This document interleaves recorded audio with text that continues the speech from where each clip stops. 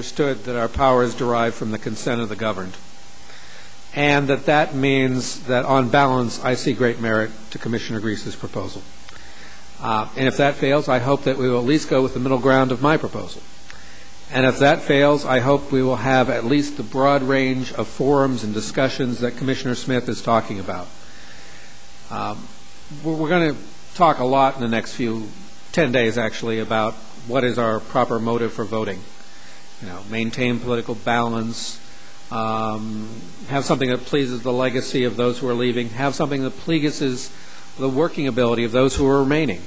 But I think our greatest obligations are first to find persons of good ability to do these jobs, but also, more importantly, to respect the will of the people. So that's sort of my sequencing of how we do things.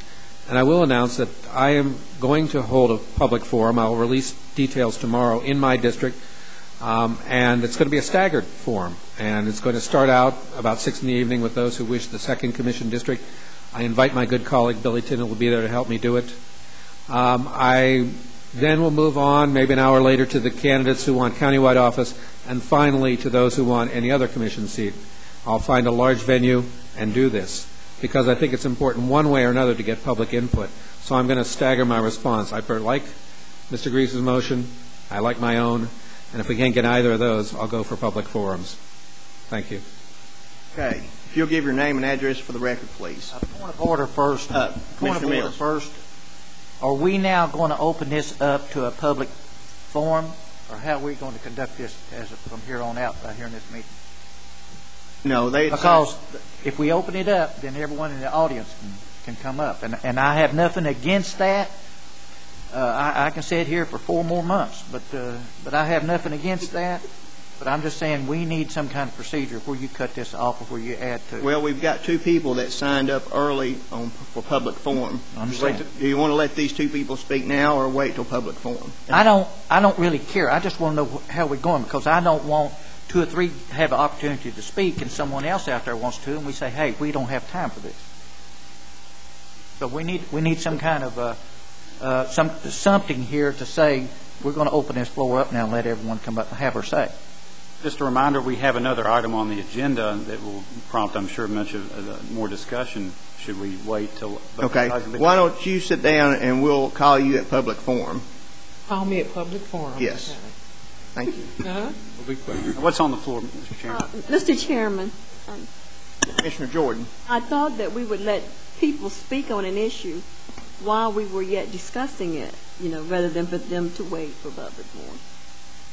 I mean, we are discussing this issue, and I thought that we had agreed to let, Well, is she going to talk about this issue, or she's going to talk about the next one? This issue. Yes, she's talking about this issue. Special election? Special election. Are you going to do you want to talk on the special election? Then let her speak. Okay. Yes. If you'll come back to the podium. And the floor is open to everyone that wants to speak on it. Special election. On the special election. On this one item. Okay, I'll try and make this as brief as possible. Well, you have up to 5 minutes. It's 3:24. Okay. 13 or 14 years ago, American citizens who were or legal... Chairman asked for... You got to give us your name and address, please. Oh, I'm sorry. My name is Ruby Wright at 4320 Skyline Drive, Knoxville, Tennessee, 37914. Okay, 13 or 14 years ago, American citizens who were or are legal residents of the state of Tennessee and of Knox County got together and studied the state constitution. The residents were obviously looking for a legal avenue to solve the problems of getting corrupt, deceitful, incompetent, and unjust officials out of office who sought to make positive changes for only a few in the county. While ignoring the rest of the county, not a part of those positive changes to fend for themselves, leaving the rest of the county not a part of those positive changes to fend for themselves, and using all of the county's assets to allocate for use to accomplish their goals. These residents discovered that term limits could be imposed on certain elected officials and the sheriff. Petitions were signed by voting residents of the county, and in accordance with the rules of the govern placing an ordinance on the ballot to vote for or against an issue, by the voters that is concerned. The ordinance carried by an overwhelming majority in favor of term limits in 1994. The existing county commissioners at the time, realizing what this would do to their power and control over manipulating the taxpayers' monies, filed a complaint with the state attorney general's office. The commissioners sought to have the voters declared incompetent to make such a decision by having the attorney general declare term limits unconstitutional in 1995.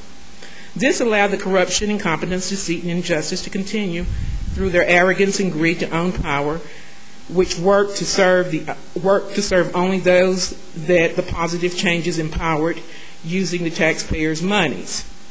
The right to have term limits were again challenged, and the decision was sent to the Tennessee Supreme Court. The Tennessee Supreme Court upheld the decision of term limits for certain elected officials to provide as provided by the Tennessee State Constitution. Rather than these 8 commissioners and the sheriff work in the best interest of the county by not running until the Tennessee State Supreme Court ruled one way or another, as they knew that this issue was up for review, these 8 ran anyway. Now, the county is faced with the prospect of having these 8 vacancies be filled by commissioners whose terms will not be up until the next election, and some of whom played a part in the decision of 1995 as the Tennessee Supreme Court has ruled out of the prospect of special elections. Now we have special elections again.